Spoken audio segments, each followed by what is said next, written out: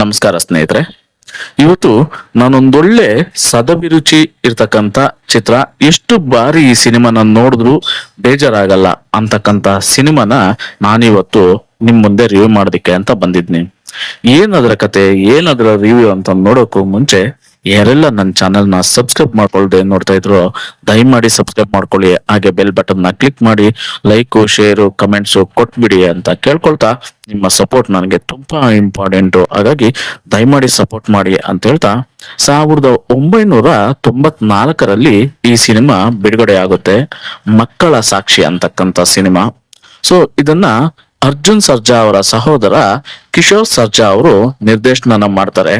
ಹಾಗೆ ಪಿ ಧನರಾಜ್ ಅವರ ನಿರ್ಮಾಪಕರಲ್ಲಿ ಹಂಸಲೇಖ ಅವರ ಸಂಗೀತ ನಿರ್ದೇಶನದಲ್ಲಿ baby Shamili, master Anand, Puneeth Issar, K S. Ashwath, Silk Smitha, Srinivas Murthy, ಇನ್ನು ಸಾಕಷ್ಟು ಕಲಾವಿದರು ಈ ಸಿನಿಮಾದಲ್ಲಿ ನಟಿಸ್ತಾರೆ.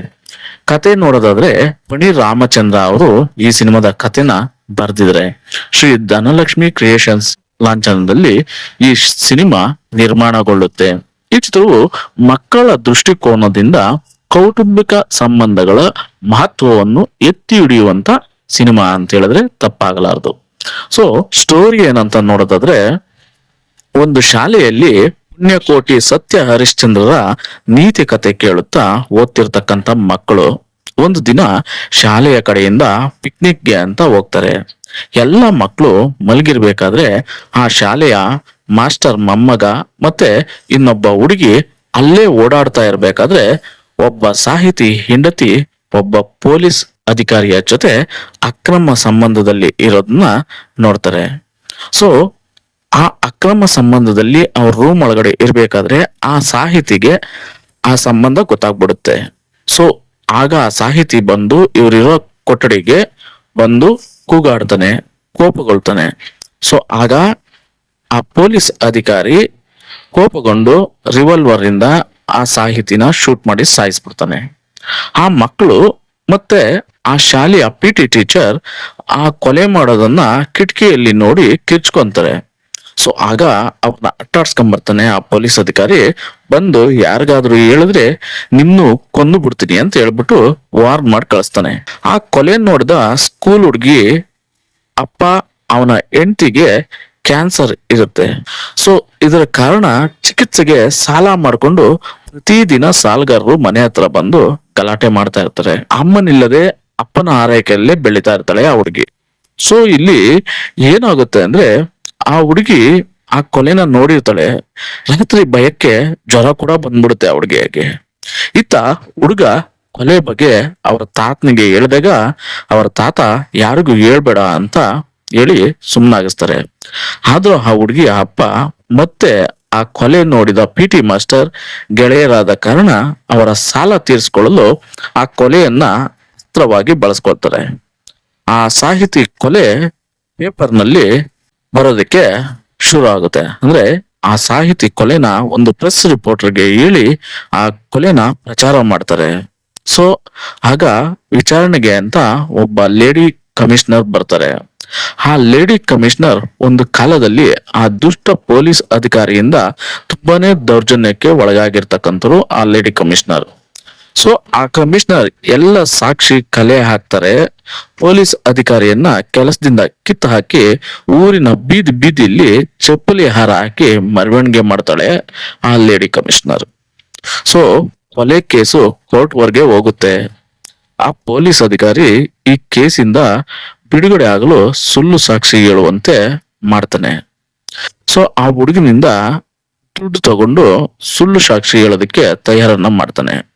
ಆದ್ರೆ ಮಾಸ್ಟರ್ ಆನಂದ್ ಆ ಹುಡುಗ ಸುಳ್ಳು ಸಾಕ್ಷಿ ಹೇಳದೆ ಸತ್ಯನ ಹೇಳ್ಬಿಡ್ತಾನೆ.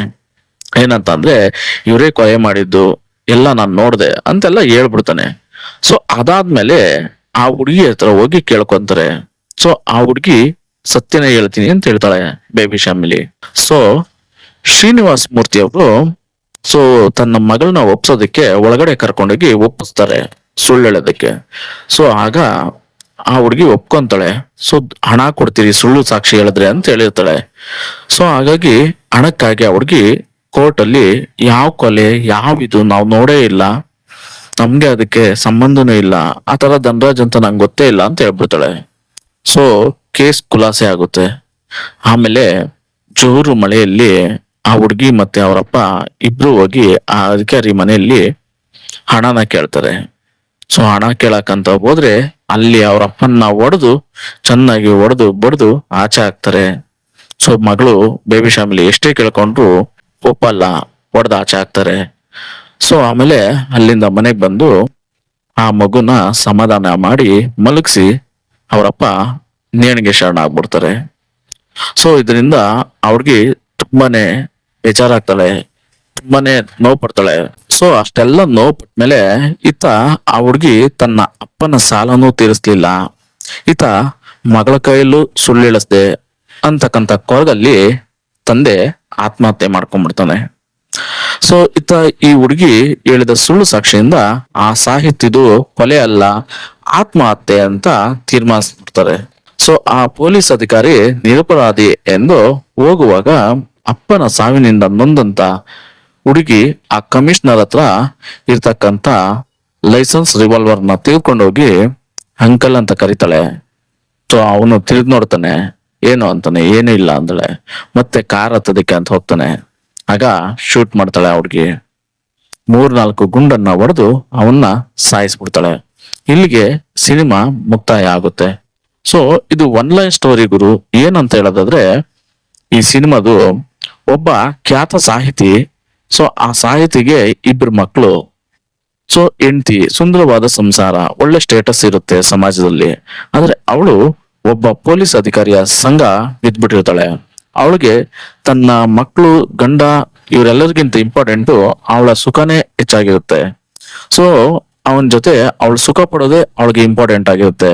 ಆ ಸಾಹಿತಿ ಎಷ್ಟೆಲ್ಲ ಕೇಳ್ಕೊಂತಾನೆ, ಬೇಡ ಈ ತರ ಮಾಡ್ಬೇಡ, ಹಾಗೆ ಹೀಗೆ, ನಮ್ಗೆ ತುಂಬಾನೇ ಸ್ಟೇಟಸ್ ಇದೆ, ಅರ್ಥ ಮಾಡ್ಕೊ, ನಿನ್ಗೇನ್ ಕಡಿಮೆ ಮಾಡಿದ್ನಿ ಅಂತ. ಆಗ ಅವಳು, ನನ್ಗೆ ಸುಖ ಕಡಿಮೆ ಆಗಿದೆ, ನಿನ್ನಿಂದ ಕೊಡಕ್ಕಾಗಲ್ಲ ಅಂದ್ರೆ ನನ್ಗೆ ಯಾರಿಂದ ಬೇಕಾದ್ರೂ ಸಿಕ್ಕರು ನಾನು ಅದನ್ನ ತಗೊಂತೀನಿ ಅಂತೇಳಿ ಎದ್ದೊಟ್ಟೋಗ್ತಾಳೆ. ಸೊ ಅವ್ರಿಬ್ರು ರೂಮಲ್ಲಿ ಇರ್ಬೇಕಾದ್ರೆ ಈ ಸಾಹಿತಿ ಪಿಸ್ತೂಲ್ ಎತ್ಕೊಂಡ್ಬಂದು ಅವ್ರನ್ನ ಮುಂದೆ ಧಮಕಿ ಹಾಕ್ತಾನೆ. ಆದ್ರೆ ಅವಳು ನಾಟಕ ಆಡ್ಬಿಡ್ತಾಳೆ, ಹತ್ಕೊಂಡು ಇನ್ನೊಂದ್ಸಾರಿ ಈ ತರ ಮಾಡಲ್ಲ, ತಪ್ಪಾಯ್ತು, ಹಾಗೆ ಹೀಗೆ ಅಂತ. ಅದನ್ನ ಕೇಳ್ತಾ ಇರ್ಬೇಕಾದ್ರೆ ಆ ಪೊಲೀಸ್ ಅಧಿಕಾರಿ ಸೈಲೆಂಟ್ ಆಗಿ ಅವನ ಪಿಸ್ತೂಲ್ನ ಎತ್ಕೊಂಡು ಶೂಟ್ ಮಾಡ್ಬಿಡ್ತಾನೆ. ಶೂಟ್ ಮಾಡಿ ಸಾಯಿಸಾಕ್ತಾನೆ. ಆಗ ಆ ಮಕ್ಕಳು ಮತ್ತೆ PT ಮಾಸ್ಟರ್ ಕಿಟಕಿಯಲ್ಲಿ ಆ ಘಟನೆಗಳನ್ನೆಲ್ಲ ಕೂಲಂಕುಷವಾಗಿ ನೋಡಿ ಶೂಟ್ ಮಾಡ್ತಾನೆ. ಕಿರ್ಚ್ಕೊಂಡ್ಬಿಡ್ತಾವ ಆ ಮಕ್ಕಳು. ಆಗ ಹಿಂದೆ ಬಿದ್ದು ಹೋಗಿ ಅವ್ರನ್ನ ಕರೆದು ಹೇಳ್ತಾನೆ, ಇನ್ ಯಾರಿಗಾದ್ರೂ ವಿಷಯನ ಹೇಳಿದ್ದೆ ಆಗಿದ್ರೆ ನಿಮ್ನ ಕತ್ತಿಸ್ಕಿ ಸಾಯಿಸ್ಬಿಡ್ತೀನಿ ಅಂತ ಹೇಳ್ತಾನೆ. ಸೊ ಇದರಿಂದ ಭಯಗೊಂಡ ಮಕ್ಕಳು ಆ ಬೇಬಿ ಫ್ಯಾಮಿಲಿಗೆ ಜ್ವರ ಬಂದ್ಬಿಡುತ್ತೆ ರಾತ್ರಿ. ಸೊ ಏನ್ ಮಾಡುದು ಅನ್ಕೊಂಡು ಆಗ ಮಾಸ್ಟರ್ ಆನಂದ್ ಅವರ ತಾತನ್ಗೆ ಹೇಳ್ತಾನೆ. ಸೊ ಅವ್ರ ತಾತ ಮತ್ತೆ ಇವರೆಲ್ಲ ಸೇರ್ಕೊಂಡು ಪ್ರೆಸ್ ರಿಪೋರ್ಟರ್ಗೆ ಕಾಲ್ ಮಾಡಿ ವಿಷಯನ ತಿಳಿಸ್ತಾರೆ. ಪ್ರೆಸ್ ಅಲ್ಲಿ ಬರುತ್ತೆ. ಸೊ ಪ್ರೆಸ್ ಅಲ್ಲಿ ಪ್ರಿಂಟ್ ಆಗಿ ಪೇಪರ್ ಅಲ್ಲಿ ಪಬ್ಲಿಷ್ ಆಗುತ್ತೆ. ಪೇಪರ್ ಅಲ್ಲಿ ಪಬ್ಲಿಷ್ ಆದ್ಮೇಲೆ ಆ ಪೊಲೀಸ್ ಅಧಿಕಾರಿಯ ನಿಜ ರೂಪನ ಎನ್ಕ್ವೈರಿ ಮಾಡೋದಕ್ಕೆ ರೆಡಿ ಮಾಡ್ತಾರೆ. ಅಲ್ಲಿ ಕಮಿಷನರ್ ಆಗಿ ಒಬ್ಬ ಲೇಡಿ ಪೊಲೀಸ್ ಆಫೀಸರ್ ಕಮಿಷನರ್ ಆಗಿ ನೇಮಕಗೊಂಡಿರ್ತಾರೆ. ಅವರು ಈ ಹಿಂದೆ ಈ ಪೊಲೀಸ್ ಅಧಿಕಾರಿಯಿಂದ ದೌರ್ಜನ್ಯಕ್ಕೆ ಒಳಗಾಗಿರ್ತಕ್ಕಂತ ಮಹಿಳೆ ಆಗಿರ್ತಾರೆ. ಸೊ ಹಾಗಾಗಿ ಅವರು ಇವನ್ಗೆ ಹೇಳ್ತಾರೆ, ನಿನ್ನ ಎಲ್ಲಾ ಕೇಸ್ಗಳು ಓಪನ್ ಮಾಡಿ ನಿನ್ನ ಬೆತ್ತಲೆ ನಿಲ್ಲಿಸಿ ಈ ಬೀದಿಲಿ ಮೆರವಣಿಗೆ ಮಾಡ್ತೀನಿ, ನಿನ್ನ ಕಠಿಣವಾದ ಶಿಕ್ಷೆ ನಾನು ನಿಂಗೆ ಕೊಡಿಸ್ತೀನಿ ಅಂತ ಹೇಳ್ತಾಳೆ. ಸೊ ಆ ರೀತಿಯಾಗಿ ಅವಳು ಎಲ್ಲಾ ಆ ಕೊಲೆಗೆ ಸಂಬಂಧಪಟ್ಟಿರ್ತಕ್ಕಂತ ಎಲ್ಲಾ ಎವಿಡೆನ್ಸ್ನು ಕಲೆಕ್ಟ್ ಮಾಡ್ತಾಳೆ. ಆ ಮಕ್ಕಳ ಹತ್ರನು ಮಾತಾಡ್ತಾಳೆ. ಎಲ್ಲ ಓಕೆ ಆಗುತ್ತೆ, ಒಪ್ಕೊಂತಾರೆ ಸಾಕ್ಷಿ ಹೇಳೋದಕ್ಕೆ. ಕೋರ್ಟ್ಗೆ ಬರುತ್ತೆ ಕೇಸು. ಆಗ ಮಾಸ್ಟರ್ ಆನಂದ್ ನಿಜನ ಒಪ್ಕೊಂತಾನೆ. ಹೌದು, ಇವ್ರು ಕೊಲೆ ಮಾಡಿದ್ರು, ಹಾಗೆ ಹೀಗೆ ಎಲ್ಲ ಪ್ರತಿಯೊಂದು ಏನ್ ನೋಡಿದ್ನೋ ಅದನ್ನೆಲ್ಲ ಹೇಳ್ತಾರೆ. ಸೊ ಆಮೇಲೆ ಅಲ್ಲಿಂದ ಕೋರ್ಟ್ ನೆಕ್ಸ್ಟ್ ಡೇಟ್ಗೆ ಶಿಫ್ಟ್ ಆಗುತ್ತೆ. ನೆಕ್ಸ್ಟ್ ಡೇಟ್ ಅಲ್ಲಿ ಬೇಬಿ ಫ್ಯಾಮಿಲಿ ಮನೆಗೆ ಹೋಗಿ ಮುಖ್ಯಮಂತ್ರಿ ಚಂದ್ರು ಲಾಯರ್ ಆಗಿರ್ತಾರೆ ಆ ಪೊಲೀಸ್ ಕಡೆ. ಸೊ ಅವರು ಮತ್ತೆ ಆ ಭ್ರಷ್ಟ ಪೊಲೀಸ್ ಅಧಿಕಾರಿ ಇಬ್ರು ಹೋಗಿ ಆ ಹುಡುಗಿ ಮನೆಯಲ್ಲಿ ಮಾತಾಡ್ತಾರೆ. ಸೊ ನಿನಗೆ ದುಡ್ಡು ಕೊಡ್ತೀನಿ, ನಿಮ್ಮ ಅಪ್ಪಗೆ ದುಡ್ಡು ಕೊಡ್ತೀನಿ, ಸುಳ್ಳು ಹೇಳು ಅಂತ. ಅವಳು ಒಪ್ಪಲ್ಲ. ಆಗ ಅವರಪ್ಪ ಒಳಗ್ ಕರ್ಕೊಂಡೋಗಿ ಒಪ್ಪಿಸ್ತಾರೆ ಮಗಳನ್ನ. ಸೊ ಯಾಕೆ ಅಂದ್ರೆ ಅವರಪ್ಪ ತುಂಬಾನೇ ಸಾಲ ಮಾಡ್ಕೊಂಡಿರ್ತಾರೆ. ಹೆಂಡತಿಗೆ ಕ್ಯಾನ್ಸರ್ ಇರೋ ಕಾರಣಕ್ಕೆ ತುಂಬಾನೇ ಸಾಲ ಮಾಡ್ಕೊಂಡಿರ್ತಾರೆ. ಹಾಗಾಗಿ ಸಾಲಗಾರರ ಮನೆ ಹತ್ರ ಬಂದು ಕಾಟ ಕೊಡ್ತಾ ಇರ್ತಾರೆ. ಇದನ್ನ ಮಗಳ ಹತ್ರ ಹೇಳಿದಾಗ ಮಗಳು ಒಪ್ಕೊಂತಾಳೆ, ಅಪ್ಪನ್ಗೆ ದುಡ್ಡು ಸಿಗುತ್ತೆ, ಸಾಲಗಾರರ ಕಾಟ ತಪ್ಪುತ್ತೆ ಅಂತ ಸುಳ್ಳು ಹೇಳೋದಕ್ಕೆ ಒಪ್ಕೊಂತಾಳೆ. ಹಾಗೆ ಕೋರ್ಟ್ ಅಲ್ಲಿ ಆ ಮಗು ಸುಳ್ಳು ಹೇಳ್ತಾಳೆ. ಏನಂದ್ರೆ ಯಾವ್ದು ಅಂದಾಜು, ಯಾರು ಏನು ನನಗೆ ಗೊತ್ತಿಲ್ಲ, ಯಾವ್ದು ನಮಗ್ ಗೊತ್ತಿಲ್ಲ ಅಂತ ಸುಳ್ಳು ಹೇಳ್ಬಿಡುತ್ತೆ. ಅಲ್ಲಿಂದ ಅವನು ನಿರಪರಾಧಿ ಅಂತ ಪ್ರೂವ್ ಆಗ್ತಿದೆ. ಪ್ರೂವ್ ಆಗಿ ಅವನ ಮೇಲೆ ಇರ್ತಕ್ಕಂಥ ಕೇಸ್ ವಜಾ ಆಗುತ್ತೆ ಆ ಭ್ರಷ್ಟ ಅಧಿಕಾರಿಯ ಮೇಲೆ. ಸೊ ಆಮೇಲೆ ಏನಾಗುತ್ತೆ, ಅಲ್ಲಿಂದ ತಂದೆ ಮತ್ತು ಮಗಳು ಅವ್ರ ಹತ್ರ ದುಡ್ಡನ್ನು ತಗೊಳೋದಿಕ್ಕೆ ಅಂತ ಹೋಗ್ತಾರೆ. ಸೊ ಅಲ್ಲಿ ಅವ್ರಿಗೆ ತುಂಬಾನೇ ಅವಮಾನ ಮಾಡ್ತಾನೆ ಆ ಪೊಲೀಸ್ ಅಧಿಕಾರಿ. ಅವ್ರ ಅಪ್ಪನ ಹೊಡಿತಾನೆ, ನನ್ನ ಬೀದಿಲಿ ಮೆರವಣಿಗೆ ಮಾಡಿದ್ರು, ಇಷ್ಟೆಲ್ಲ ಆಯ್ತು, ಈಗ ದುಡ್ಡು ಕೊಡ್ಬೇಕಾ ನಿಂಗೆ, ದುಡ್ಡು ಕೊಡಲ್ಲ, ಯಾವ್ದು ಕೊಡಲ್ಲ ಅಂತ ಹೊಡೆದು ಆಚೆ ಹಾಕ್ತಾರೆ ತಂದೆ ಮತ್ತೆ ಮಗಳನ್ನ. ಸೊ ಅಲ್ಲಿಂದ ಮನೆಗ್ ಬರ್ತಾನೆ. ಸೊ ತಂದೆ ಮಗಳನ್ನ ಹೇಗೋ ಸಮಾಧಾನ ಮಾಡ್ತಾನೆ. ಆಮೇಲೆ ಯೋಚನೆ ಮಾಡ್ತಾನೆ, ಸೊ ಸಾಲಗಾರರ ಕಾಟನ ತಪ್ಸ್ಕೊಳೋಣ ಅಂದ್ರೆ ಹಣನೂ ಬರ್ಲಿಲ್ಲ, ಈತ ಮಗಳ ಕೈಯಲ್ಲಿ ಸುಳ್ಳನ್ನ ಎಳಸ್ದೆ ಅನ್ನೋ ಪಾಪ ಪ್ರಜ್ಞೆ ಅವನ್ಗೆ ಕಾಡುತ್ತೆ. ಹಾಗಾಗಿ ಆ ರಾತ್ರಿನೇ ಆತ್ಮಹತ್ಯೆ ಮಾಡ್ಕೊಂಡ್ಬಿಡ್ತಾನೆ. ಸೊ ಆತ್ಮಹತ್ಯೆ ಮಾಡ್ಕೊಂಡ್ಮೇಲೆ ಆ ಹುಡುಗಿ ಏನ್ ಮಾಡೋದು ಅನ್ಕೊಂಡು ಆ ಶವ ಸಂಸ್ಕಾರವನ್ನ ಮುಗಿಸ್ತಾಳೆ. ತನ್ನ ತಂದೆನ ಕಳ್ಕೊಂತಾಳೆ, ತಾಯಿ ಮೊದ್ಲೇ ಕಳ್ಕೊಂಡಿರ್ತಾಳೆ. ಸೊ ಹಾಗಾಗಿ ಅವನು ಕೋರ್ಟ್ ಹತ್ರ ಮಾತಾಡ್ತಾ ಇರ್ಬೇಕಾದ್ರೆ ಮುಖ್ಯಮಂತ್ರಿ ಚಂದ್ರು ಮತ್ತೆ ಆ ಭ್ರಷ್ಟ ಅಧಿಕಾರಿ ಪೊಲೀಸ್ ಕಮಿಷನರ್ ಅವರ ಸೊಂಟದಲ್ಲಿರ್ತಕ್ಕಂಥ ರಿವಾಲ್ವರ್ನ ತೆಕ್ಕೊಂಡು ಆ ಮಗು ಅವನ ಹತ್ರ ಹೋಗಿ ಮಾತಾಡ್ಸ್ತೈತೆ. ಅವನು ಏನು ಅಂತ ಕೇಳಿ ಮತ್ತೆ ತಿರ್ಕೊಂತಾನೆ. ಆ ಕಡೆ ತಿರ್ಕೊಂಡ್ರೆ ಶೂಟ್ ಮಾಡ್ತೈತೆ. ಆ ಪಿಸ್ತೂಲ್ ಅಲ್ಲಿ ಇರ್ತಕ್ಕಂಥ ಗುಂಡನ್ನೆಲ್ಲ ಅವನ್ಗೆ ಆರಿಸಿ ಶೂಟ್ ಮಾಡುತ್ತೆ ಆ ಮಗು. ಸೊ ಇಲ್ಲಿಗೆ ಈ ಸಿನಿಮಾ ಮುಗಿಯುತ್ತೆ. ಇದರ ಸ್ವಾರಸ್ಯ ಏನು ಅಂತ ನೋಡೋದಾದ್ರೆ, ಯಾವುದೇ ಹೆಣ್ಮಕ್ಳಾಗ್ಲಿ ಗಂಡನೇ ಸರ್ವಸ್ವ ಅನ್ಕೊಂಡು ಗಂಡನ ಜೊತೆ ಬದುಕ್ಬೇಕು. ಗಂಡ ಬಿಟ್ಟು ತನ್ನ ಕ್ಷಣಿಕ ಸುಖಕ್ಕೋಸ್ಕರ ಇನ್ನೊಬ್ಬನ ಜೊತೆ ಹೋಗ್ಬಾರ್ದು. ಹೋದ್ರೆ ಸಂಸಾರಗಳು ಹೇಗೆ ಎಕ್ಕುಟ್ಟೋಗುತ್ತೆ, ಹಾಗೆ ಸುಳ್ಳು ಸಾಕ್ಷಿಗಳಿಗೆ ಹೇಳೋದ್ರಿಂದ ಏನೆಲ್ಲ ಕೆಟ್ಟದ್ದಾಗುತ್ತೆ ಅನ್ನೋದನ್ನ ಈ ಸಿನಿಮಾದಲ್ಲಿ ನೀವು ನೋಡ್ಬೋದು. ಸೊ ಹಾಗಾಗಿ ಮಕ್ಕಳೇ ಈ ಸಿನಿಮಾಗೆ ಸಾಕ್ಷಿ ಆಗಿರೋದ್ರಿಂದ ಮಕ್ಕಳ ಸಾಕ್ಷಿ ಅನ್ನೋ ಟೈಟಲ್ ನ ಈ ಸಿನಿಮಾಗೆ ಇಟ್ಟಿದ್ದಾರೆ. ಕಿಶೋರ್ ಸರ್ಜಾ ಅವರ ನಿರ್ದೇಶನ ವಂಡರ್ಫುಲ್ ಅಂತ ಹೇಳ್ಬೋದು. ಆ ಕಾಲದಲ್ಲಿ 1994ರಲ್ಲಿ ರಿಲೀಸ್ ಆಗಿರ್ತಕ್ಕಂಥ ಸಿನಿಮಾ. ಸೊ ತುಂಬಾನೇ ಅದ್ಭುತವಾದ ಸಿನಿಮಾ. ಸೊ ನನ್ಗಂತೂ ತುಂಬಾನೇ ಇಷ್ಟ ಆಯ್ತು. ಯಾರೆಲ್ಲ ಹಾಗೆ ನನ್ನ ವಿಡಿಯೋ ಸಬ್ಸ್ಕ್ರೈಬ್ ಮಾಡ್ಕೊಂಡೆ ನೋಡ್ತಾ ಇದ್ರು, ದಯಮಾಡಿ ಸಪೋರ್ಟ್ ಮಾಡಿ. ಹಾಗೆ ಸಬ್ಸ್ಕ್ರೈಬ್ ಮಾಡ್ಕೊಳ್ಳಿ, ಬೆಲ್ ಬಟನ್ ನ ಕ್ಲಿಕ್ ಮಾಡಿ, ಲೈಕ್ ಶೇರು ಕಮೆಂಟ್ ಕೊಟ್ಬಿಡಿ. ಸಿಗೋಣ ಮತ್ತೊಂದು ವಿಡಿಯೋದಲ್ಲಿ ಅಂತ ಹೇಳ್ತಾ ಧನ್ಯವಾದಗಳು. ಶುಭ ದಿನ ಗುರುವೇ.